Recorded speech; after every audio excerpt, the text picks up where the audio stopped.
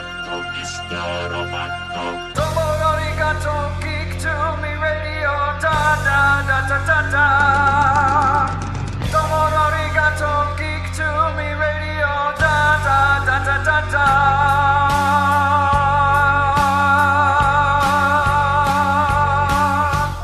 Welcome, welcome, welcome, geeks and nerds, girls and boys, to another all-new edition of Geek to Me Radio.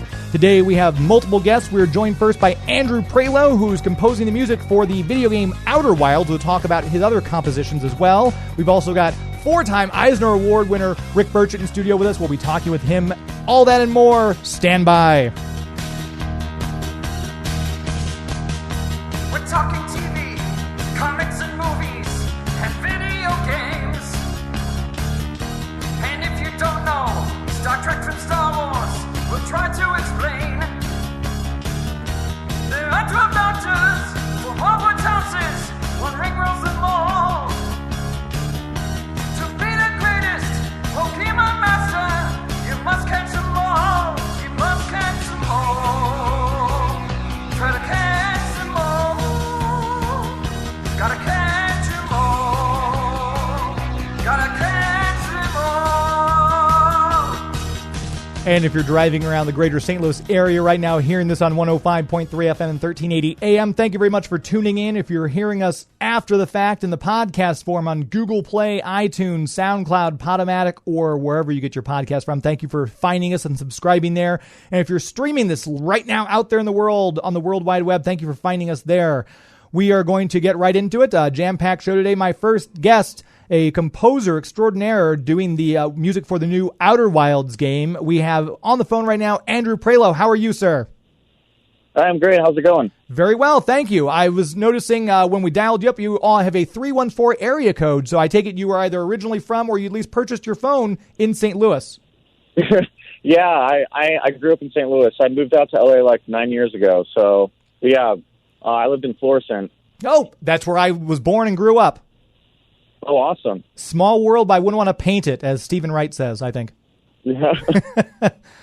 Looking over all of your composition work, the musical stuff you've get in, I always, when we have composers on, I always say I love talking to people because it's who do compositions. It's like you do high-level math in a foreign language. So it's always interesting to talk to the composers and how they work on their projects, how they find their sounds. And you've got such a wide array of things on your resume. Let's start with Outer Wilds, which is a very fascinating concept for a video game to begin with. So when you're approached to compose the music for one like this, where did the process start? Did they show you storyboards? How far along was the game in development? And what were your thoughts when you first came in? I actually got brought on pretty early because music is kind of there are these Earthian aliens which all play instruments. So there are these four explorers that you kind of come across, and I was writing music, and then it would be animated afterwards with those characters. So, I mean, the beginning, like, really, it was just using our imagination and kind of going off of just the basic idea of what camping in space would feel like and bringing in the banjo and those types of things. And it's such a cool concept that it's kind of like you reset everything every 22 minutes. And I listened to some of the tracks from there, and it's very beautifully simplistic, I guess is the way I'd put it. And it just kind of soothes you right in. There's almost like a nostalgic feel, I guess, if I'm making sense. But when we're looking at the sounds for this, forming the sounds, what type of, I guess, inspiration did you have going into it? I'd say I was listening to like a lot of post rock at the time, and I wanted to figure out a way to how to take banjo and then kind of create a spacey atmosphere around that. So we basically took banjo and then harmonica, and there's like a kind of space flute where really what I did was I sampled like a trumpet mute blowing over the top of it and kind of turned it into like sort of like I used this sampler called EXS in Logic and kind of sampled it like they would in like the old like 90s like kind of Zelda-esque games for Nintendo 64 and stuff. So And I know that if you are listening right now, Outer Wilds is available on Microsoft Windows and Xbox One as of May. I've seen a lot of people, when I posted some stuff, a lot of people on Twitter really enjoy this game. It's one of those ones where the music, like you mentioned Zelda, for example, when you do a game, if you play it sometimes with mute on and you're just playing a game, the music really adds such a dynamic layer to these games where it's almost like a character unto itself. So when you're approaching the music for, let's say, a project like this, was the goal to keep it kind of in the background? What kind of direction were you given from the people who were doing everything from Mobius?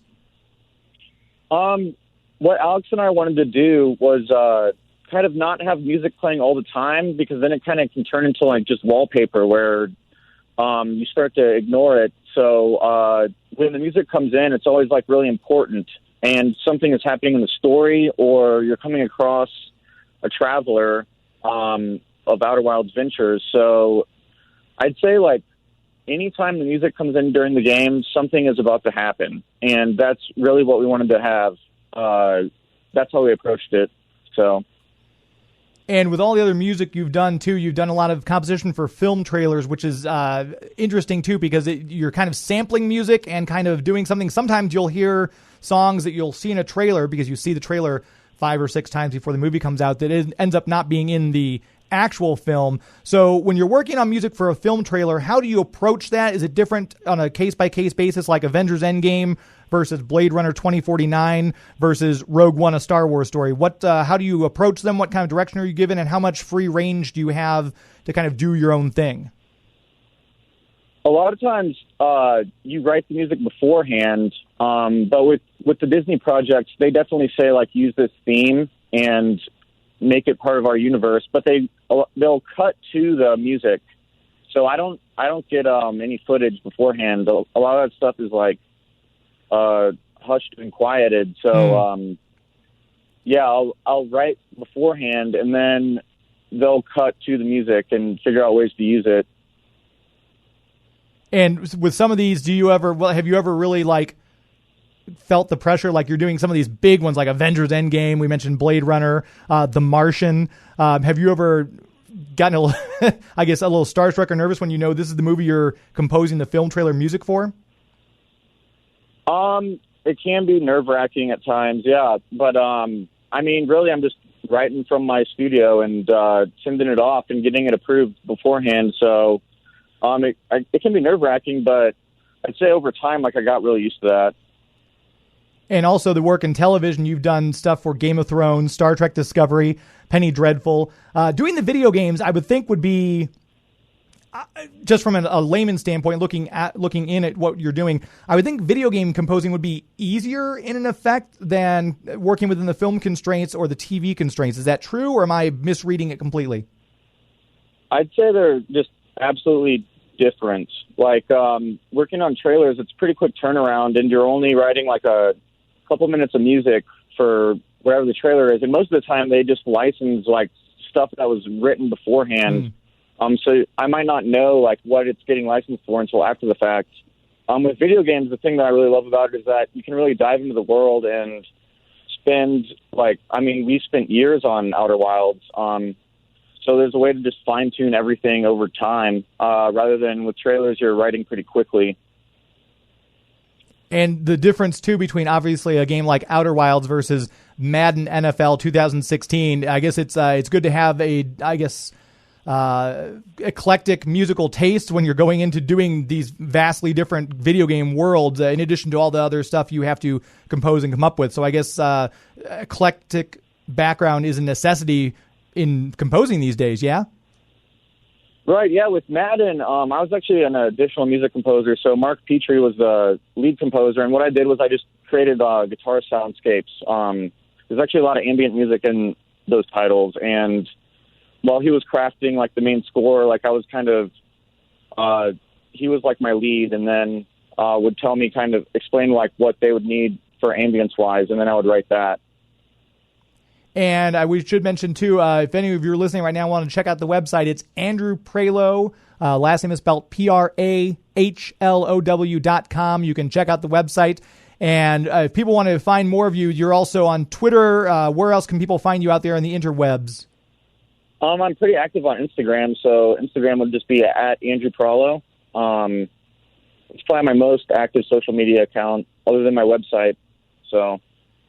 And what other projects are you working on right now that you've got coming out that we can listen for you to be coming up? Nothing I can talk about quite yet. Okay. So, but yeah, there's going to be some cool projects coming up soon. I'd say. With the, sorry, go ahead. Oh, and then yeah, I'm going to be working on some trailer music with Mark Petrie again. So that'll be exciting too. That should be releasing this year at some time.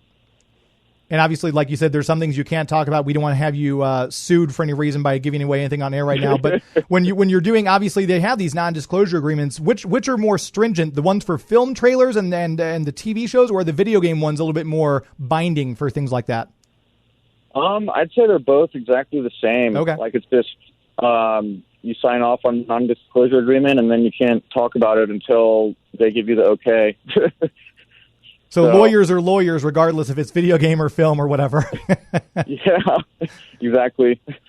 Well, it's very cool. Like I said, I always enjoy having composers on air with me. I always enjoy having anyone smarter than me on air, which is why Rick's going to be our next guest as well.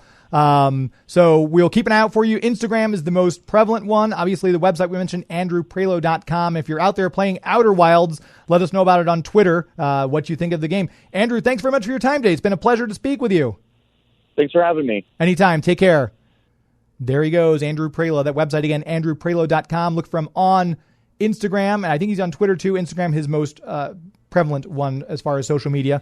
And if you're playing Outer Wilds, let us know what you think. We're going to take our first break. We're going to come back with Eisner Award-winning artist Rick Burchett. Stand by.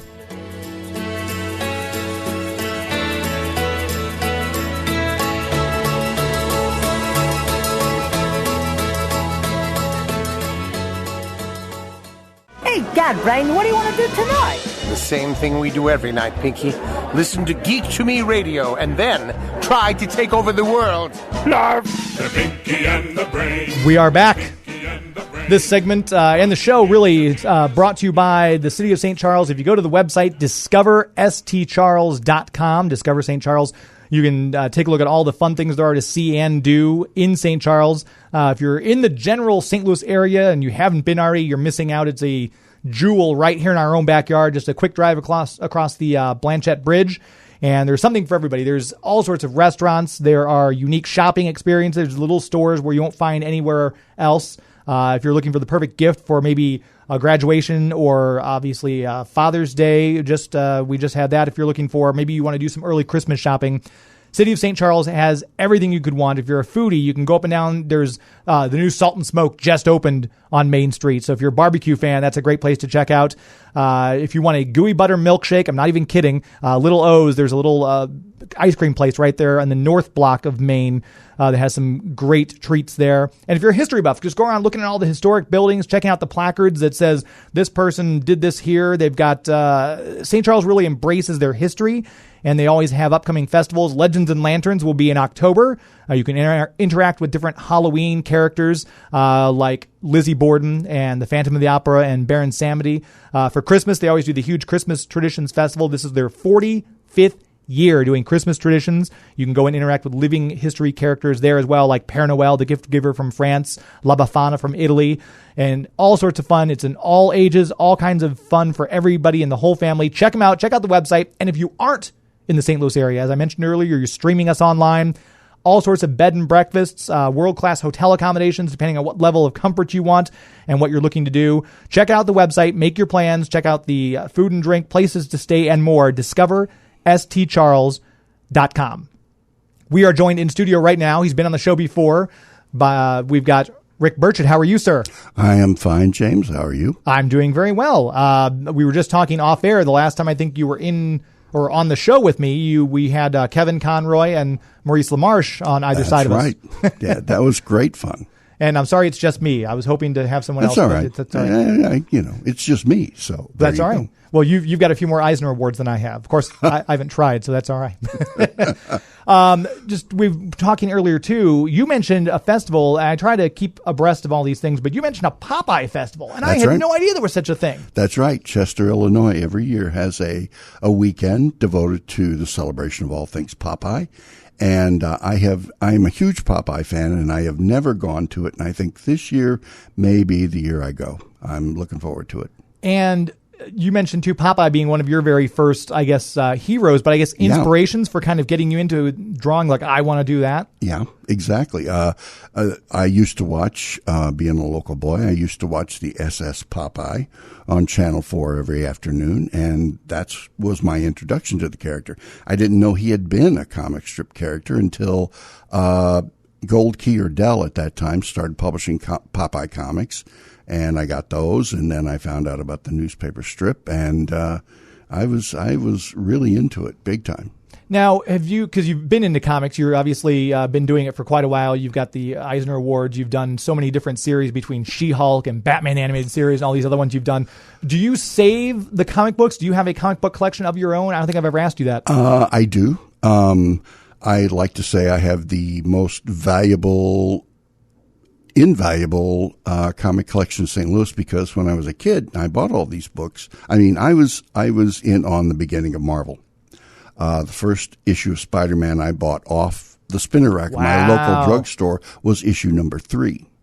So I really was I was one of those guys that was in on the ground floor, but I read them so much that they are virtually useless. The covers are coming off and the pages are, it's just, they're if I would sell them, they wouldn't be worth that much. But, I love them, and I did keep all of them, and I still have all of them. And, I have the first 100 issues of the Avengers. And, so things like, my first Fantastic Four was issue number 9. So it was really cool being on the ground floor of that. It just, to watch it grow, to be, in a group that you felt like, I know something nobody else knows about the whole Marvel thing. And it was great fun. It was exciting. And it's, I don't think this is almost like your origin story. We've never gone this far back into your history before. But you've got all these comic books. Did you, like, when you were collecting these and buying them off the spinner, do you think this is what I'm going to do someday? Is that you knew? Oh yeah. In fact, I knew it before I started buying comic books. When I was about 5 years old, and I watched cartoons on TV, and I read them in the newspapers, I thought, this is what I want. Somebody has to do this, so this is what I want to do. And then one day, my older sister took me down to our local drugstore, and where there were 2 spinner racks full of comics. And I'd never seen a comic book before. It was Disneyland and Oz and everything you can imagine all tied into one. Characters I'd never seen before, the color, the artwork, it blew me away. And I didn't look back from then. It was like, this is what I want to do. So it sounds like you started with Marvel early on? Initially, I bought a lot of TV and movie tie-in comics because of the animation. Like Man from U.N.C.L.E. and things like that. I was a huge U.N.C.L.E. fan. And so I bought a lot of that stuff. And then one day I was sick at home from school, and my grandmother lived next door to us, and I was staying with her while my mom and dad went to work. And my cousin had left some comics there. One of them was an issue of The Flash, which was the first superhero comic I'd ever seen.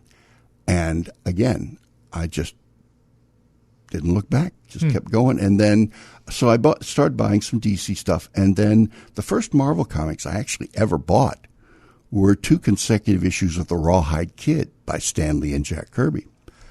And I was a huge Western fan, and this artwork was just grabbed you. And then I started looking around for other books by these same guys, and that's how I found Marvel. So when you're starting to decide, hey, I'm going to actually do this, this is your childhood dream you're going to do. breaking into it, though. Talk a little bit about the process of how that all came about, what you had to do, your first experiences. The problem was back then there wasn't the fan press there is today. In fact, there wasn't any press on comics back then. So you had to just kind of guess because you didn't know what tools people used. You didn't know how you go about getting into the you didn't anything. So what I did is you would make samples to send in to the company through the mail. Mm-hmm. And you would always get rejection notices, little rejection letters. Some of them, most of them were form letters, and some of them were nice enough to give you tips on how to get better. So you would just, accumulate a lot of these rejections. And you would keep going and keep going and keep sending things in, hoping to get better, and keep sending things in over and over and over again. And getting rejections. And then, and you did other things, I went to college and I got other jobs, worked in retail, did a lot of things, worked at a lead smelter, and everything I learned at the lead smelter has served me in such good stead. I can imagine. You don't know how many times people have asked me how to lay railroad track. I get that question a few times. I know. It's just lucky that I remember. But anyway, you do a lot of things. I ended up going in through the back door of advertising. Just by sheer luck, I took a job in a mailroom in an advertising agency, hoping to meet artists or people who knew artists, and ended up staying there for 10 years, becoming an art director pretty quickly, by the way. And so that was something I didn't want to do, but I did. And all the time I was working in advertising, putting in those long hours, I would go home at night and work up samples and send them in. And then in the late 70s, early 80s was the big black and white boom in comics. A lot of new publishers coming up and coming out of nowhere. And I had read by that time I found out about the Buyer's Guide, which was one of the few fan publications out there. And I read in the Buyer's Guide an article on a new company that was going to be releasing their first books in the fall called First Comics in Evanston, Illinois, Chicago. And I thought, well, if I send them samples now, before they've got books on the stands, chances are they'll look at them. Because once the books are on the stands, they're going to be flooded with samples. Right. And this may be the only smart thing I've ever done in my life. But I did. I put together samples, sent them to the art director, Joe Staten, at First Comics. And I was in advertising. And about 2 weeks later, I get a phone call in my office. And he said, "Hi, this is Joe Staten. Can I speak to Rick, please?" And at first I thought it was one of my friends, and I said, "Yeah." And they had seen my samples, and they wanted me to do some samples of inking. So they sent me Xeroxes that I could ink on, or actually put vellum over and ink on the vellum, and send them in. And then he called back and said, "We'd like you to do a backup story for us," which I did. And then he called and said, "We'd like you to ink E-Man every month over my pencils." And I was like, okay. So then it became working two jobs, basically, because in comics you can't assume that you're going to have regular work from the get-go. Right. It used to take about 5 years to get any kind of reputation built. And so for the next few years, I worked in advertising during the day and inked 2 pages of E-Man every night. And did that for at least 2 years, a little more than 2 years. Then one thing led to another, and I ended up at D.C. and spent a lot of time there. All right. And as we continue this origin story of Rick, we will take our first break. We'll come right back, picking up right there. So stand by.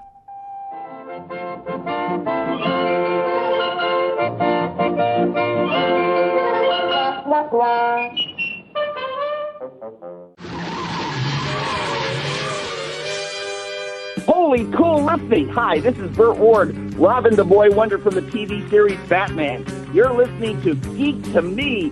Golly gee willikers, it's fantastic. We are back. This segment brought to you by Marcus Theaters. That's marcustheaters.com with locations in 11 different states: Illinois, Iowa, Minnesota, Missouri, Nebraska, North Dakota, Ohio, and Wisconsin for your movie enjoyment experience.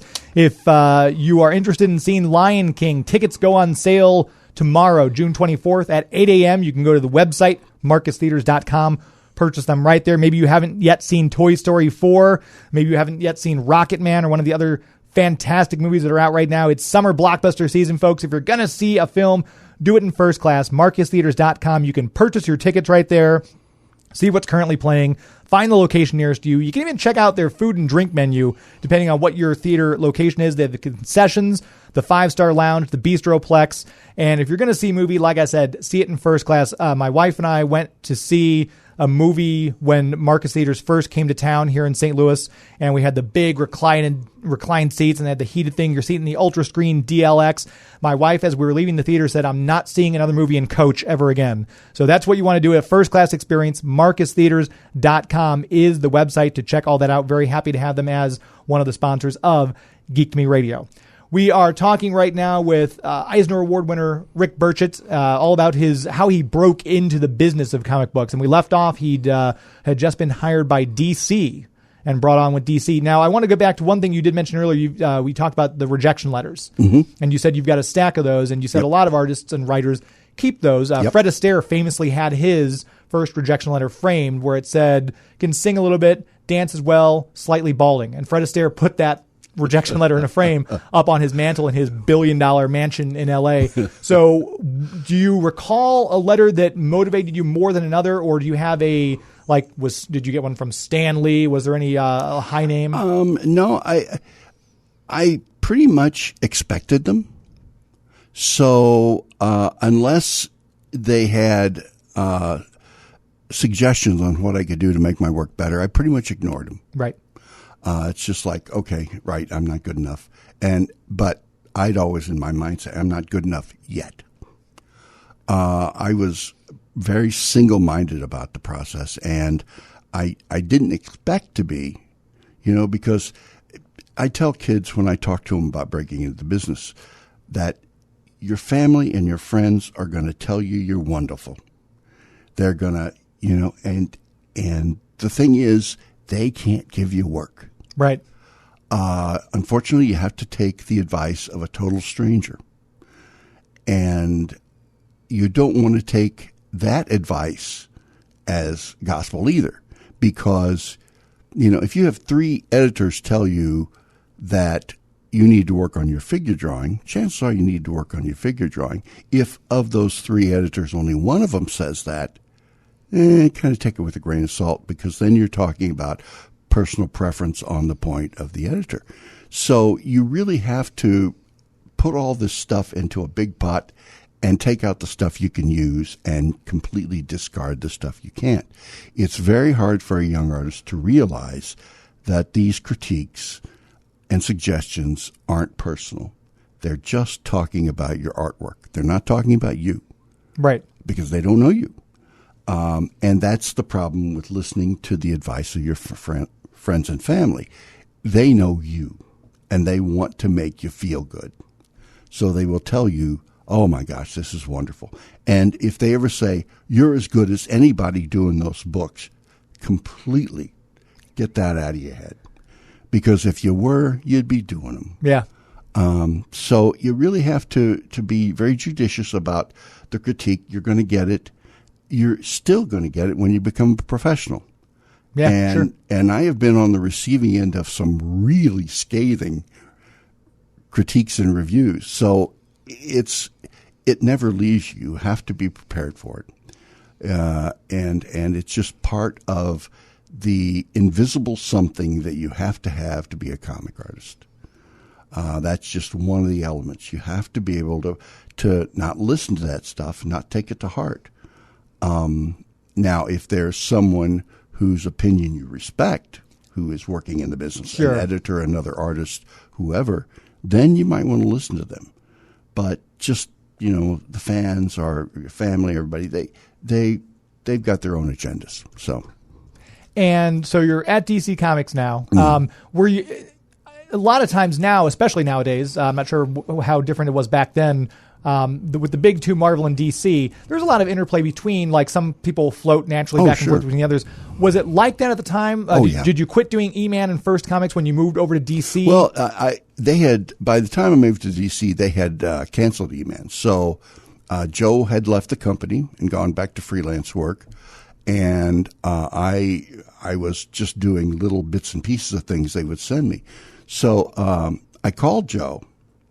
And I said, Joe, I need some more work. Have you heard of anything? And he said, why don't you call Len Wein at DC? Len likes your work. And so I called Len. I didn't know Len, and it just out of the blue, and said, hi, Len, this is Rick Burchett. He goes, oh, yeah, hi, how are you? And very nice. And I said, Len, you don't have anything sitting around you need an inker for or anything, do you? He said, oh, yeah, I got something here on my desk.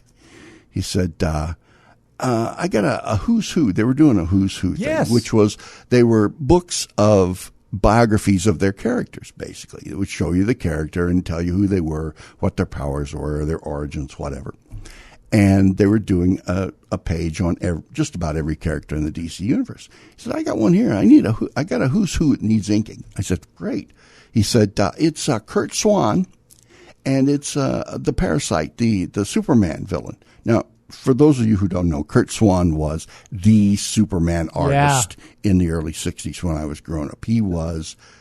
Nobody was as good as Kurt Swan.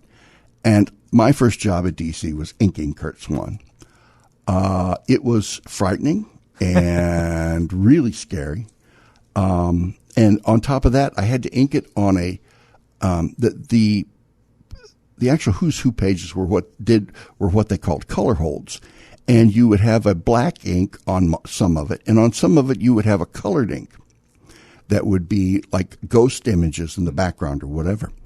And so you had to ink the colored ink part on acetate, which is a real bear to ink on. I mean, it's really, really difficult to ink on.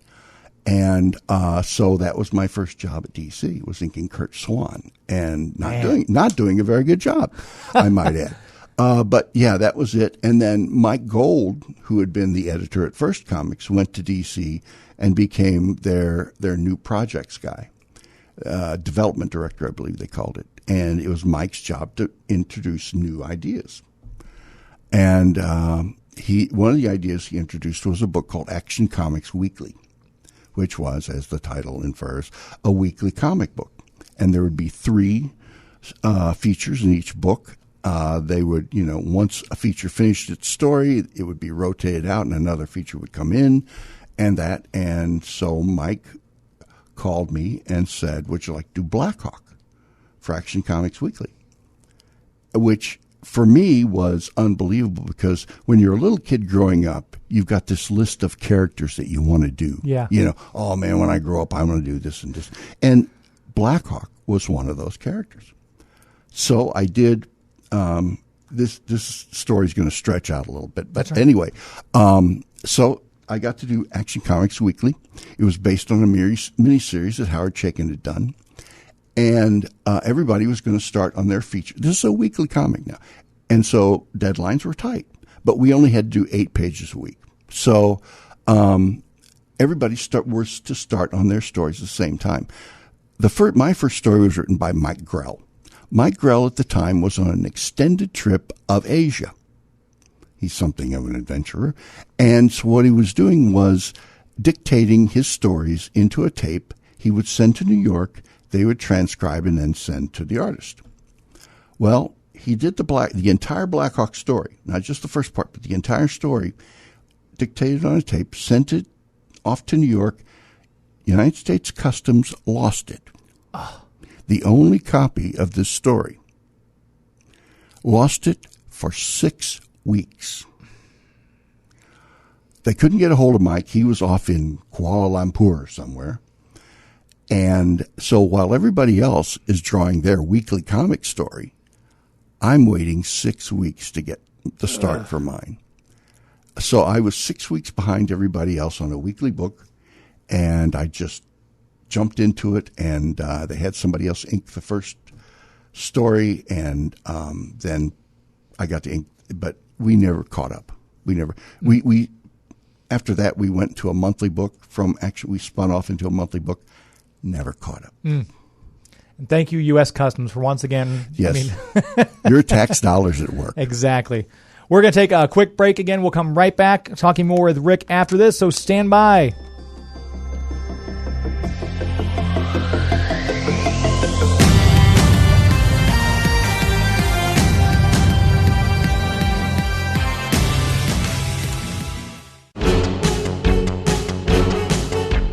Hi, this is John Glover, and you're listening to Geek to Me Radio. I love a good geek. John Glover, one of the voices from Batman the Animated Series, playing the Riddler. Next week on the show, if you tune in, we are going to be live with the voice of Wonder Woman, Susan Eisenberg, and the voice of Green Arrow, Ken Schreiner. A lot of you General Hospital and soap opera fans might know Ken from General Hospital. We'll have both of them live on air with us, kind of talking about their time on the Justice League. And if you have any General Hospital questions or specific hospital questions, you can feel free to call in with those as well. That'll be next week on the broadcast. We are here visiting with Rick Burchett all about his career. And like I said, this is kind of fun because we've never done an origin story. We usually talk about the projects you're working on. So this is very cool. And we've got my niece, Sophia, in the studio with us. And it's very neat because she does a lot of animation and drawing and everything. So I think this is great for her, too, to hear all this stuff about how it is and how easy you kids have it today with your fancy iPads and your pens that you draw in air with and your light up glow sticks and your whatever the kids are doing today. I don't know. But we'll make the segment a little bit shorter because we're going to take another break here in just a moment. But I do want to thank Rick for taking the time to come in here in the studio. It's always a pleasure to have you. I think this is your fourth time on air with us? This is my fourth time. It is fourth time. Okay. Yeah. So I can count how many times you've been on the air. I just can't count how many Eisner Awards you've had. I messed that up earlier. So that's okay. I like I said, it's hard whenever somebody says, what'd you win your Eisner for? And it's like, well, which one? You sound like such a jerk. Not when you say it like that. When it's like, well, I've got a couple. And then I felt bad, too, because I said 2 times. And it was actually 4 times. So hopefully I haven't messed it up previously. Oh, it really doesn't matter. Well, I mean, it really doesn't. I like to get things right, and I feel bad. So, 4-time Eisner Award winner, Rick Burchett in the studio. We're going to go ahead and take another quick break. So we have a little bit more time to play with on the back end. So stand by.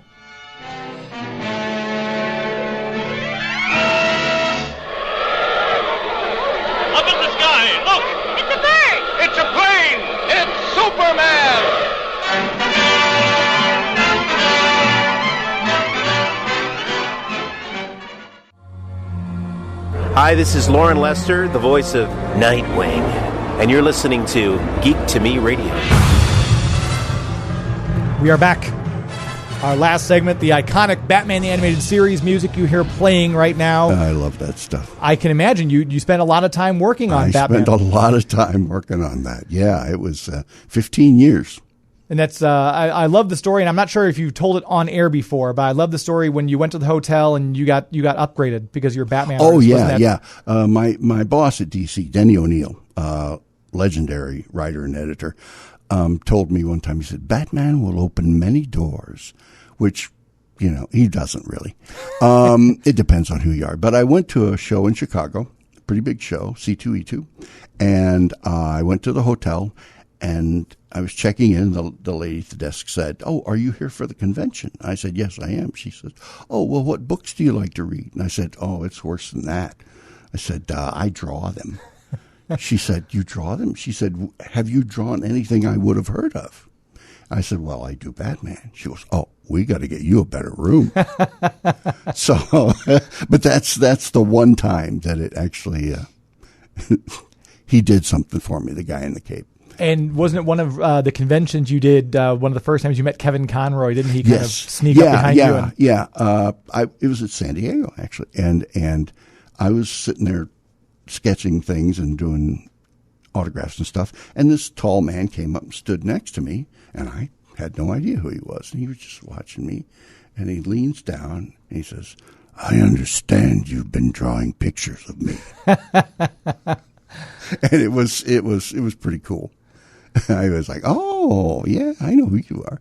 And such a beloved series, the animated series. It's just celebrated its 25th anniversary last year, and it's still that is for everybody born I guess in the early 80s, even the seminal Batman. This is Batman. That style of drawing, which you had a hand in creating Harley Quinn.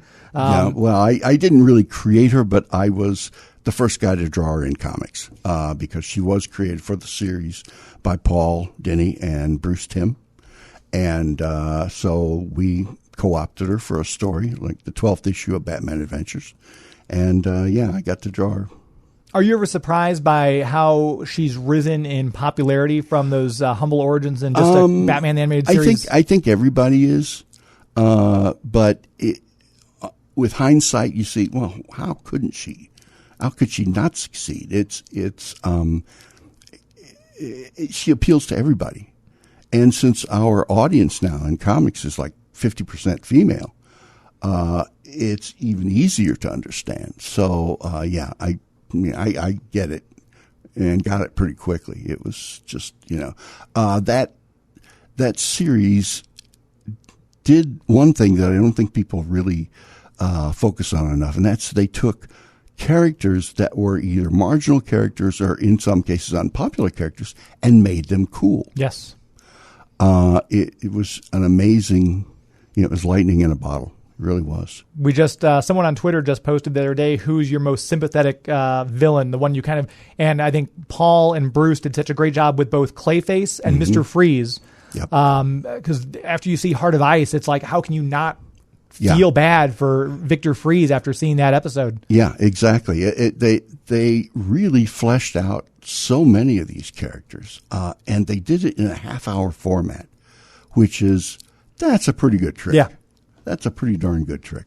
My hats are off to them. I'm fortunate that I know both of those guys.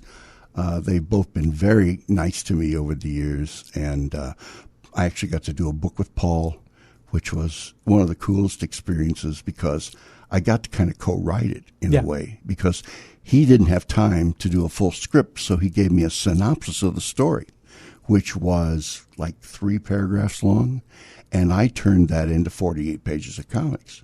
Wow. So it was called A Batgirl Adventure. It was a standalone Batgirl comic that we did, and I had as much input into the story as Paul had, and it was just great fun.